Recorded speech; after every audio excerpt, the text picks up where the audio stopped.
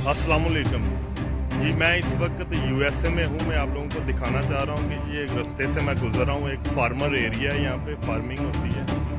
तो यहाँ पे एक छोटी सी शॉप बनाई हुई है एक फार्मर ने। उसने वेजिटेबल फ्रेश रखी हुई है, कुकुम्बर, टमाटो, पोटैटो और इस तरह की ज़िकुनी वगैरह और भी वेजिटेबल हैं पड़ी हुई। आप देख सकते हैं कि वेजिटेबल्स के ऊपर प्राइस मेंशन है और ये एक मनी बॉक्स बना हुआ है। यहाँ पे कोई बंदा कलेक्ट करने वाला नहीं है, कोई शॉपकीपर नहीं है। ये बैग, प्लास्टिक बैग पड़े हुए हैं। आप लोगों को जो भी चाहिए आप यहाँ से ख़रीदें। ख़रीदने के बाद मनी बॉक्स के अंदर डाल दें। ये देखें, इन लोगों का ट्रस्ट, अपनी आवाम के ऊपर यकीन, इस तरह से कौमें तरक्की करती हैं। हमारे पाकिस्तान में अभी तक पानी वाले कूलर के साथ, चेन के साथ गिलास बांधा जाता है। अल्लाह करे कि वो खुल जाए और हालात बेहतर हो, मुसलमान समझे इन चीज़ों को। ये बेसिकली मुसलमानों के करने वाले काम है।